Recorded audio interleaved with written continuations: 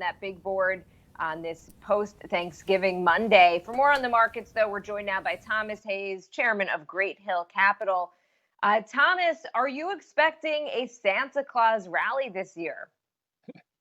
Hi, Jill. Thanks for having me. Well, there will be no Grinch this year, and Santa Claus is probably coming to town. If we look at the data over the past 25 years, 90% of the time between Thanksgiving and Christmas, the market goes up. And coming off a 33.1% annualized GDP last quarter, which was the strongest since 1948, I see no reason why we can't extend that just a little bit more into year end with managers chasing. Do you think, though, given you obviously think that we're going to see the same type of thing that we've seen in the past, but what could potentially dash that Santa Claus rally? I mean, if cases, as we're seeing with COVID, just continue to go up, Dr. Fauci describing it as a surge upon a surge, might that do it if businesses shut down and people are just staying home? Or you think it doesn't really matter? We're just going to see the markets go up? Yeah, it's going to be very tough to slow this down.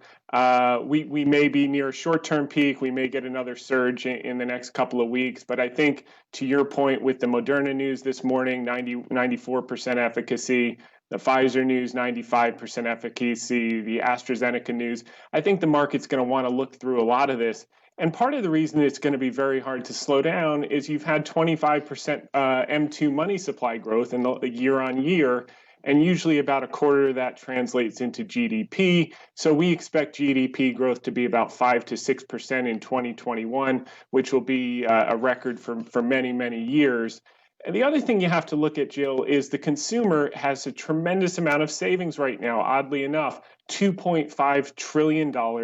There's a tremendous amount of pent-up demand that as people actually start to see vaccinations in the coming weeks, that consumer confidence is going to come back. And that's compounded by the fact we're at the leanest level of inventories in history. So factories are going to have to ramp up like crazy to meet that pent-up demand from all these consumers coming back online in material ways. So a lot of good things supporting this strength in the economy and this strength in the market.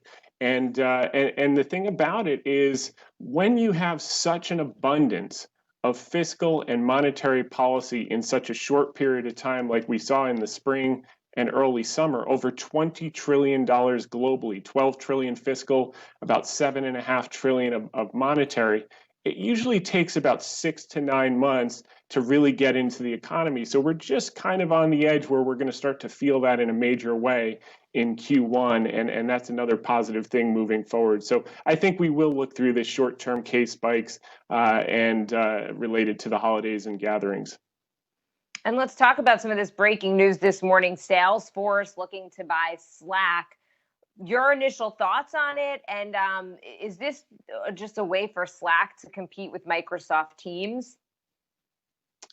Yeah, I think this deal is Salesforce has gotten so big, they've got to find a way to grow. Slack is an up-and-comer. It would fit right in with their suite. So certainly they're paying a premium for that, but they do need growth to keep the momentum going in the stock. That's why you're seeing Salesforce down a little bit, because they're paying up for this. So it's going to take a couple of years to really be helpful in terms of their bottom line.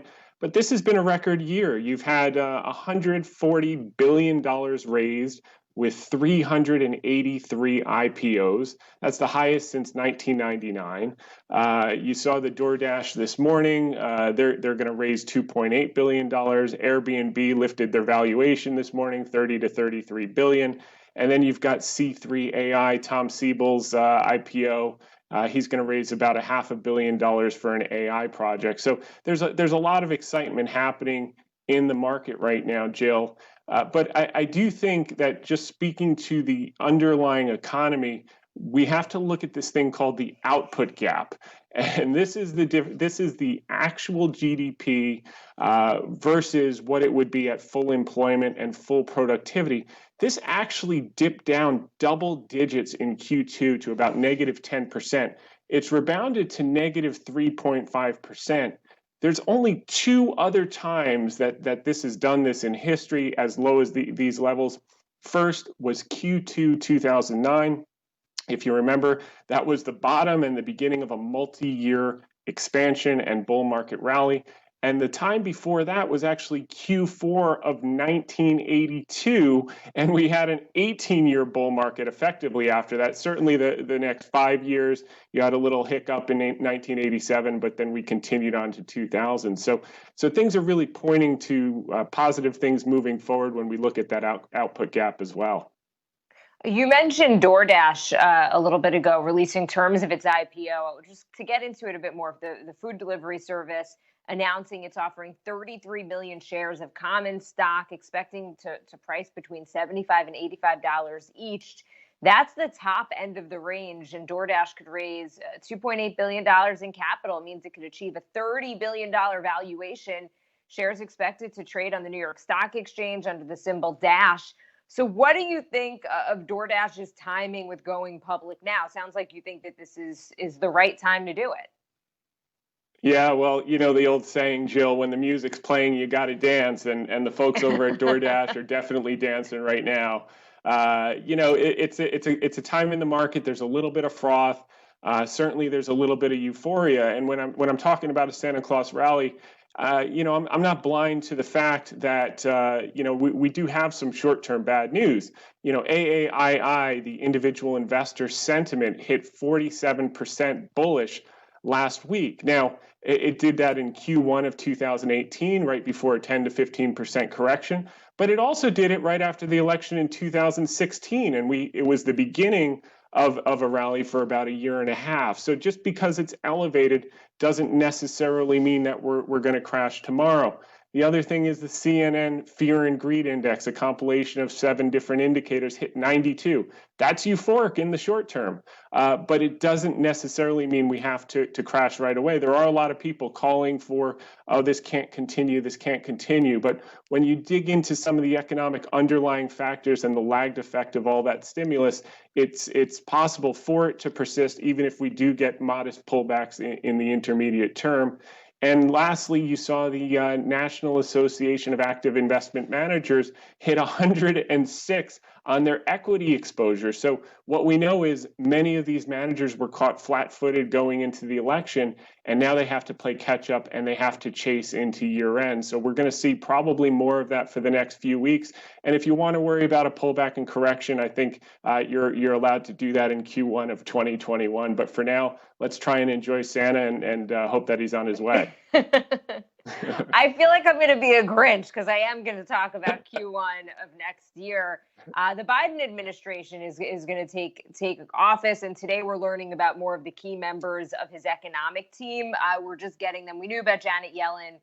She'll be Treasury Secretary. But today, Neera Tanden, Director of Office Management and Budget. Some other names: Wally Adeyemo, Cecilia Rouse, Jared Bernstein, Heather Bauschy. What do you make of it? Do you think that this new Biden administration is going to usher in any new economic policies, or do you think they're just going to, at this point, just try to keep it more of the same? Any worries about this economic team? Well, I'll tell you, Joe, I don't know if you golf, but basically what they're trying to do is keep it right down the fairway, 200 yards, not swing for the fences. And I think the market is definitely relieved by that. These are experienced people. They tend to be centrists, and that's going to be helpful for the market and very comfortable for the market. And that was kicked off, obviously, with Janet Yellen at Treasury. The market is extremely comfortable with her experience at the Fed, and her policies are very moderate, very sensible, and very good for the market. So I think that's certainly a positive thing. And just looking at November performance here, I was on the show October 29th, and I concluded with the statement that historically in the first 6 months after an election, cyclicals historically outperform. They also outperform in the first 8 quarters of a new business cycle. And if you look at what's taken place in November, obviously the S&P is up about 10%, but energy, the XLE since October 29th, is up 47%. Best month ever in history. Small caps had their best month on record, up 20.6%. Defense stocks up 29%, and banks up 28%. Now you compare that, Jill, to tech. Infotech was only up 12.18%. since October 29th, and communication services up 11.82%. So there was a dramatic relative outperformance. And I think this is going to persist. And even what everyone's been talking about for the last few months, the top 5 weights of the S&P 500, 24, 25%, that's actually now rolled over to, it's getting closer to 20%, 2021. And that's a sign of tremendous health, because managers can now find many more places to buy earnings growth, so they don't have to bid up just a handful of stocks. And that's going to enable capital formation and growth in many aspects of the economy, and very constructive for the market and for the economy and for jobs. All right. Well, great insight. And I do golf. Unfortunately, I don't usually hit it straight down the fairway. It's usually in the trees, but I get what you're saying with Janet Yellen. Big thanks for coming on this Monday. Thomas Hayes, chairman of Great Hill Capital. Really appreciate the insight. Coming up, experts warn of a coronavirus